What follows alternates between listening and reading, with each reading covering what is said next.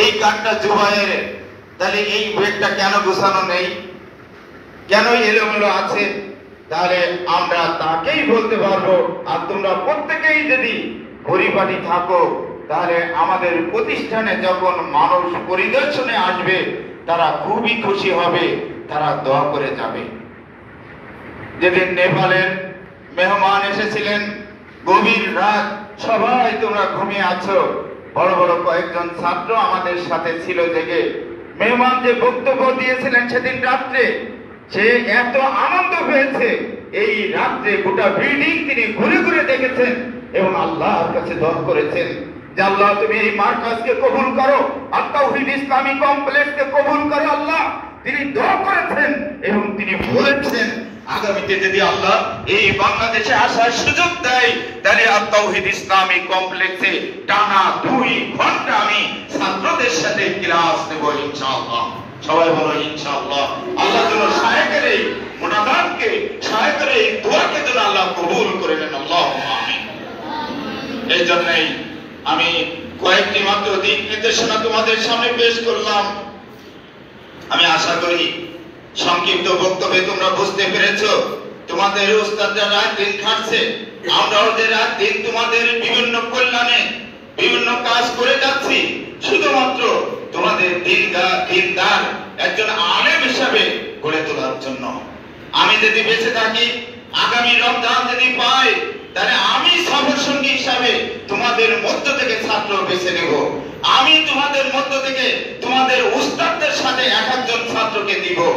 এবং আজকে মিটিংয়েই বললাম যে 75-এর অধিক গ্রাম যশোরে আহলে হাদিস রয়েছে, এইগুলো এরিয়া ভাগ করে করে আমরা টিচার সেট করব, সেখানে একজন করে বড় ছাত্র দেওয়া হবে।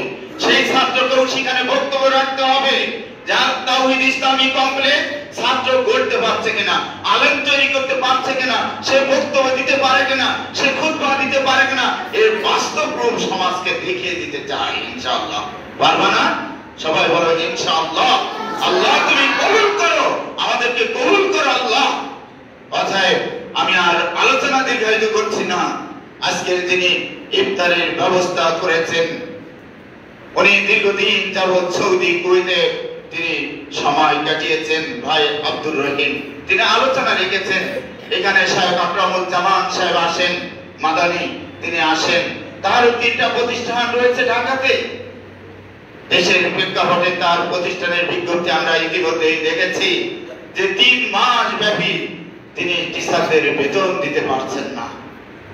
আমরা সকলেই তার জন্য দোয়া করব। সেটাও আমাদের সেই মানহাজের প্রতিষ্ঠান, আল্লাহ যেন তার একটা সুন্দর ব্যবস্থা করে দেন। সবাই বলি আমিন। আমাদের অনেক ভাই অসুস্থ রয়েছেন। এখানে আমাদের ভাই শফিকুল ইসলাম, ওনার আব্বা একজন ব্যাংকার মানুষ ছিলেন, অসুস্থ। তার ভাই আছেন আমেরিকাতে একজন, তিনিও আমাদের জন্য সাদাকা দেন, সহযোগিতা পাঠান। আমরা তার জন্য দোয়া করি, তার আব্বার জন্য দোয়া করি, আল্লাহ যেন তাকে সুস্থতা দান করেন। সবাই বলে আমিন।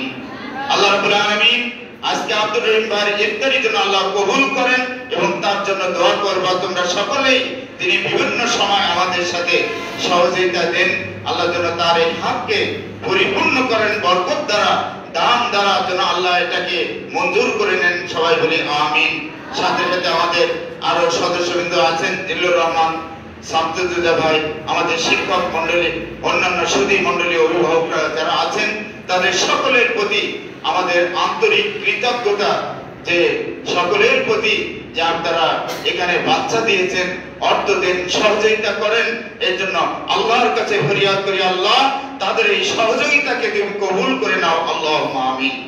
যারা বিদেশে আছেন, প্রবাসী, ইতিমধ্যেই যারা পরিচিত, অনেকেই আমাদের মেসেজগুলো আপনারা পেয়েছেন, আমাদের লিফলেট পেয়েছেন। তাদের কাছে বিনীত আহ্বান থাকবে, আমাদের এই প্রতিষ্ঠান, আমরা যশোরের সংখ্যালঘু মানুষ, স্বল্প সংখ্যক মানুষ, আল্লাহ রাব্বুল আলামিন এই দ্বীনের প্রতিষ্ঠানটা কবুল করেছেন, বিদায় দাঁড়িয়ে আছে।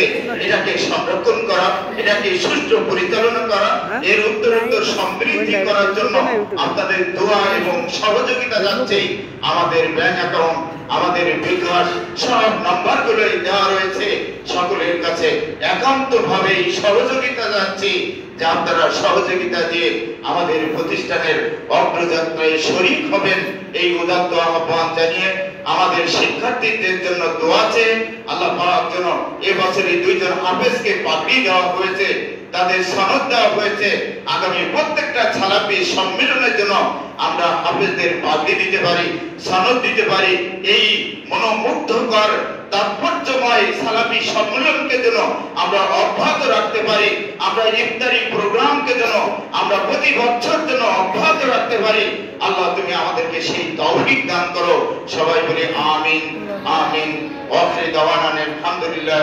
সুবহানাকাল্লাহুম্মা ওয়া বিহামদিকা আশহাদু আল্লা ইলাহা ইল্লা আনতা আস্তাগফিরুকা ওয়া আতুবু ইলাইক। আসসালামু আলাইকুম ওয়া রাহমাতুল্লাহি ওয়া বারাকাতুহু।